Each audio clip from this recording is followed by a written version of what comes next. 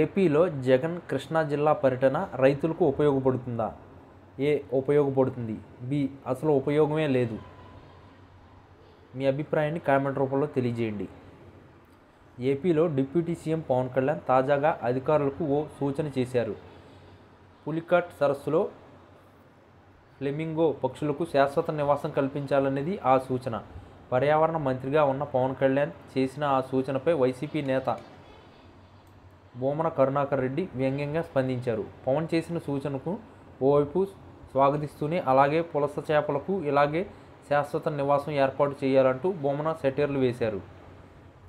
పులికాటు సరస్సులో ఫ్లెమింగో పక్షులకు శాశ్వత నివాసం కల్పించాలని డిప్యూటీ సీఎం పవన్ కళ్యాణ్ తాజాగా తన శాఖకు చెందిన అధికారులని కోరారు.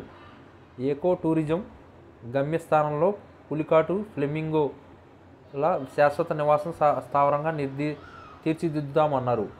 పులికాటు సరస్సు శీతాకాల అతిథులు రాక మొదలైందని, వేల కిలోమీటర్ల ప్రయాణం చేసి వస్తున్న సిబీరియన్ పక్షులు ఫ్లెమింగోలు మనందరికీ కనువిందు చేయడానికి సిద్ధమయ్యాయని తెలిపారు.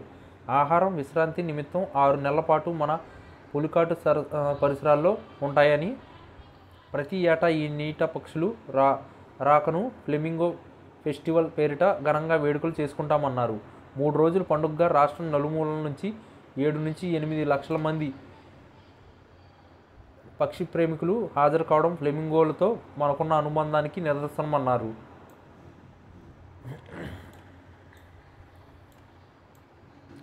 మోందా తుఫాను ముందు నుంచే ఫ్లెమింగోల రాక మొదలైందని, పెనుగాళ్లు, భారీ వర్షాలకు వాటి స్థావరాలకు ఇబ్బంది కలగకుండా అటవీ శాఖ ఆధ్వర్యంలో తగు చర్యలు చేపట్టాలన్నారు.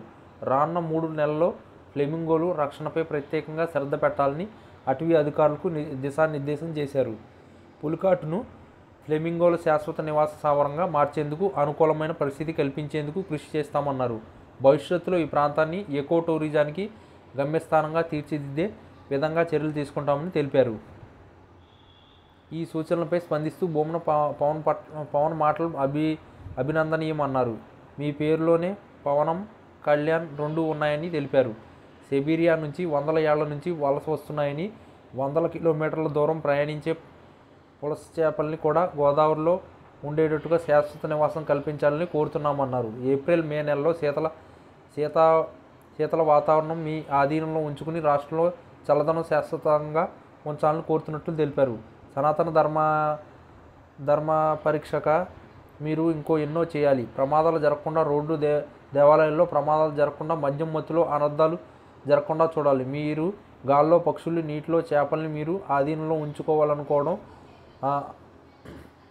అభినందిస్తున్నాం. ప్రకృతి ఆశించే శక్తి మీ కలకి దేవుణ్ణి ప్రార్థిస్తున్నాం. ఇప్పటికే మీ జ్ఞానం తృక్షణం ప్రజలకు అర్థం అయిందన్నారు. ఈ వీడియో కనుక మీకు నచ్చినట్లయితే please like, share and subscribe channel.